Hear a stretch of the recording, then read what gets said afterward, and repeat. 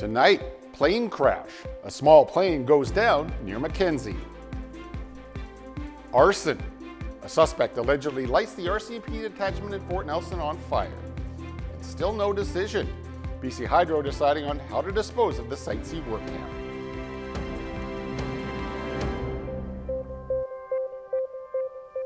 Good evening and thank you for joining us. We begin tonight with a small plane traveling to Fort St. John has crashed in a remote area near Mackenzie, and Mounties are saying the pilot was airlifted to hospital.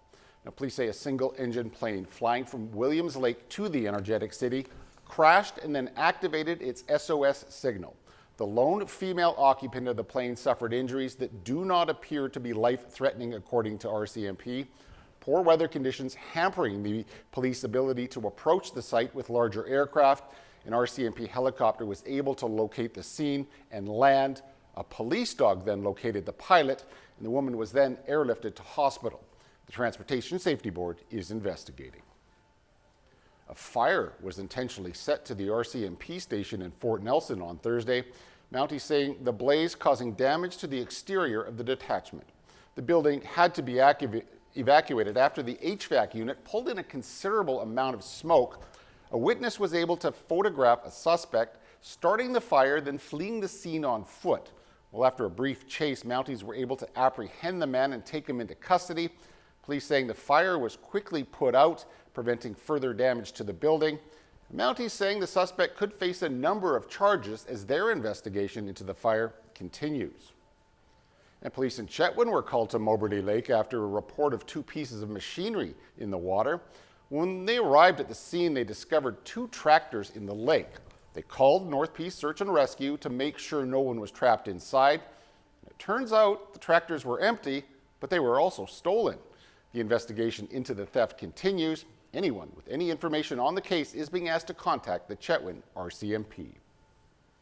Well, an update tonight on that massive work camp at the Site C Dam project. BC Hydro officials telling CJDC that discarding the facility in the landfill is a last resort. The camp has been in use since 2016 and at its peak housed over 2,000 workers. Back in March, reports that the 665,000 square foot building might be left at a local landfill alarmed directors with the PRRD. Now, there's no timeline on a decision as when the camp will be decommissioned. Hydro says they're in talks with a number of potential buyers. The facility will remain in use until sometime later this summer. There has been suggestions the building should be used to house the homeless. As for the dam project itself, the fifth of 6 generators is expected to come online in June. Well, those living here in the Peace region are all too familiar with hospital diversions. Now the NDP government is struggling with yet another closure in BC's healthcare system. Officials are temporarily shutting down Kelowna's hospital's pediatric unit. Families in the community are upset that staff positions aren't being filled. CTV's Martin McMahon asked the health minister what she's doing about the ongoing problems across the province. Staffing problems have plagued the BC healthcare system for years. The latest challenge, the 10-bed pediatric care unit at Kelowna General closed for at least 6 weeks. I think this speaks to the larger issue that we are facing here in British Columbia and indeed across Canada with a shortage of physicians, nurses, and other healthcare professionals. And that's why our government is taking so much action to recruit and to train and to retain more healthcare professionals here in British Columbia. Interior Health saying in a statement, "We appreciate this temporary change is concerning. This difficult decision was made to support appropriate and safe care." But for Kelowna Mission MLA Gavin Dew, the situation isn't good enough. As a parent, it's really distressing. So in all of the parent groups, the social media groups that I'm on, my wife's on, everybody's talking about this because a 6-week closure of pediatric services makes a huge impact for parents. The health minister insists the NDP government is seeking long-term solutions. I know that Interior Health is working hard to address this, putting in place incentives for locums and for physicians, looking at additional changes to current compensation models, for example. Various health unit closures have dogged the NDP government in recent times. Lillooet Hospital's ER closing temporarily for the 30th time this year, earlier this week. Scary. It's people's lives that we're playing with. While the closure of Kelowna's pediatric unit is scheduled to last at least 6 weeks, as it is, that unit has just 6 doctors, despite having funding for twice as many pediatric specialists, with fears in the community that this could become an ongoing issue. Martin McMahon, CTV News, Vancouver. And Vancouver police have rearrested high-risk offender Randall Hoppley yesterday, just hours after he obtained statutory release from prison. A Canada-wide warrant was issued for Hoppley after he refused the direction of his parole officer. He left the halfway house he was ordered to live in after being released from Mission Institution. Hoppley completed a 6-year prison term for the 2011 abduction of a 3-year-old boy from Sparwood in southeastern BC. He was most recently sentenced last May for breaching conditions of a long-term supervision order. Premier David Eby voiced his frustrations on Hoppley's release, Eby saying the public's confidence in the justice system is being tested right now. Some high-profile Albertans are speaking out against separation.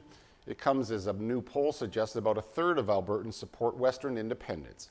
Shalance Skulski reports. I was really dismayed. To me, she's not demonstrating leadership. An opinion of Alberta's premier, this Dragon's Den star is also sharing online. Writing on Facebook, Bill 54 isn't just bad legislation, it's wholly un-Canadian. It's a disgraceful act. She says she's not a separatist, but she sure is acting like one. Alberta's Bill 54 lowers the threshold for the number of signatures required to put forward a referendum on independence. She should be bringing people together and making life better for everyone, not picking fights or using people as pawns. Dickinson is calling on civic and business leaders to speak out against separation. As a new Leger poll shows, 29% of Albertans support our province becoming an independent country, and 35% support Alberta, Saskatchewan, Manitoba, and BC forming its own nation. Albertans are frustrated. They have made and continue to make an outsized contribution to Federation to the rest of Canada. 30% of Albertans polled said the economy was the primary motivation for separating, that number highest at 43% among 18 to 34-year-olds. This policy director understands Albertans' frustrations and believes changes to energy policies are the first step to a better deal. The two primary ones that come to mind are the oil and gas emissions cap and Bill C-69. That's a great place to start. I understand some basic economics here, and there's no argument here in which this makes sense. This economist says emotion, not the economy, is fueling flames of separation, and says a change in sentiment needs to come from the top. The Premier needs to say very clearly is to Albertans, she's failed us, including me. She has not done a good job explaining to Ottawa, explaining to the rest of Canada, what value Alberta brings. Over half of Albertans asked say Ottawa's actions could influence their decision, with 37% saying federal decisions could sway them to stay.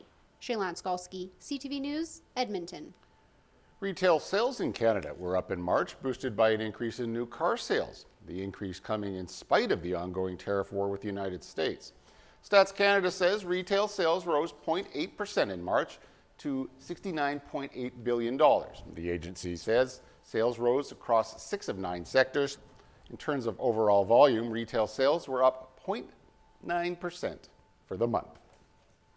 A strike by Canada Post workers has been averted for now, but it's not quite business as usual. As Geneviève Beauchemin reports, workers are now refusing overtime. Mail is still moving, delivery trucks hitting the road, but business has slowed, says Canada Post. We're operating on fumes. Canadian customers and everybody is avoiding the post office because they don't want their items to be trapped. So our volumes are down significantly. An all-out strike was averted last night, but the union issued a countrywide ban on overtime for its 55,000 members, so postal workers are sticking to regular hours.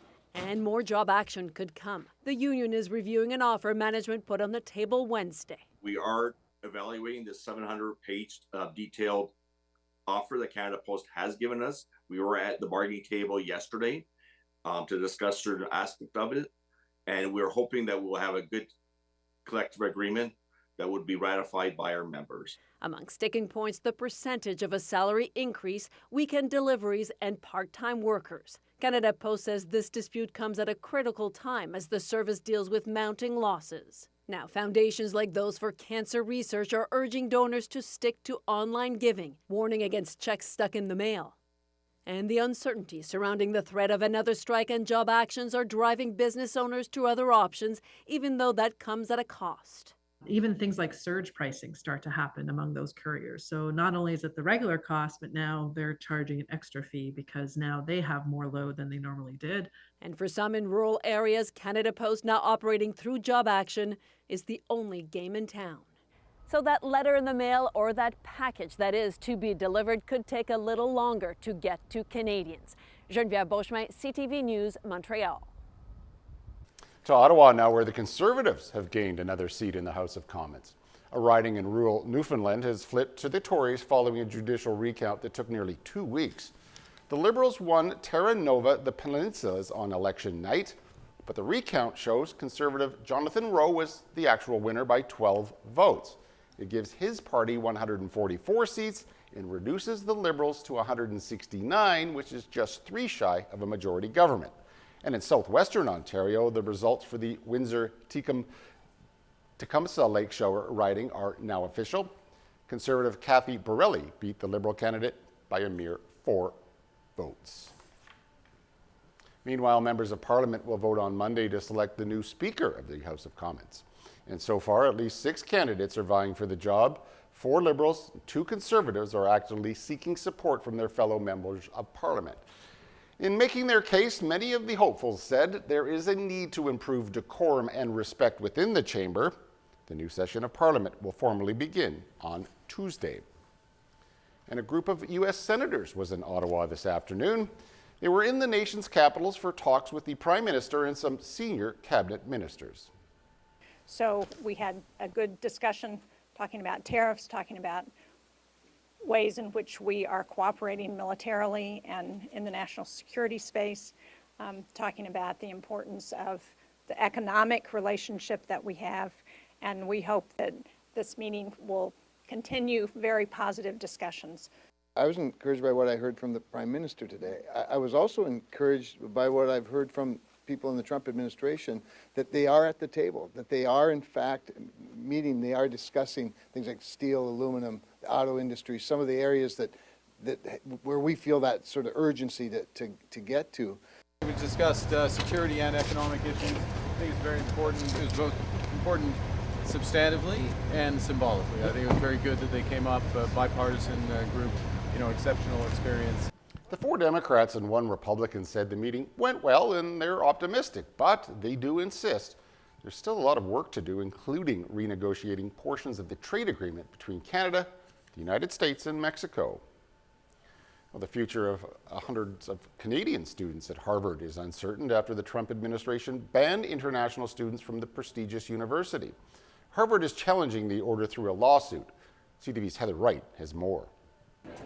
Nearly 7,000 international students now find themselves in the crosshairs of the Trump administration's ongoing battle with Harvard University. It's extremely nerve-wracking. There's just so much panic, frustration. Canadian economics student Thomas Mate is among those worried about the Trump administration's decision yesterday to block international students from attending Harvard. I think just students in my position now have no other choice but to remain hopeful. So much of our lives are tied up at Harvard. So much of our ongoing work and our tuition as well, but there's just so much at stake for all of us.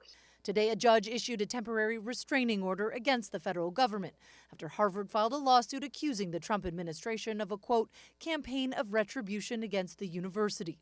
The White House has been locked in a fierce battle with Harvard, accusing them of not doing enough to combat anti-Semitism on campus, criticism that stems in part from campus protests last year over the war in Gaza. Today, the president said the order might go beyond Harvard to other schools. Well, we're taking a look at a lot of things. Harvard says these executive orders are all about control. In its lawsuit, Harvard says the Trump administration is exerting clear retaliation for Harvard exercising its First Amendment rights to control Harvard's governance, curriculum, and the ideology of its faculty and students. It's clearly blackmail. It's a financial blackmail. Anna Triandafilidou is a migration researcher at Toronto Metropolitan University and says while colleges and universities in both Canada and the U.S. can do better when it comes to fighting racism and anti-Semitism, She says schools must also stand up for their independence. What we're talking about here is independence. Is recognizing the role and the right of higher education and universities to be places of critical thinking. Roughly 750 Canadian students attend Harvard and are caught up in this fight. Among them, the Prime Minister's daughter. Heather Wright, CTV News, Toronto. And the U.S. president is also threatening to impose a 25% tariff on Apple. The company's planning to make most of its American iPhones in India, but Trump wants them built in the U.S., and it's not just Apple.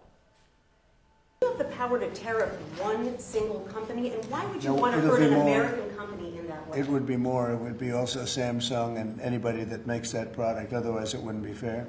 So anybody that makes that product, and that'll start on, I guess, the end of June. Trump told reporters today the 25% tariff would also apply to all other smartphone manufacturers. And the Europeans are seeking clarity after Donald Trump threatened a hefty tariff today on goods from the EU.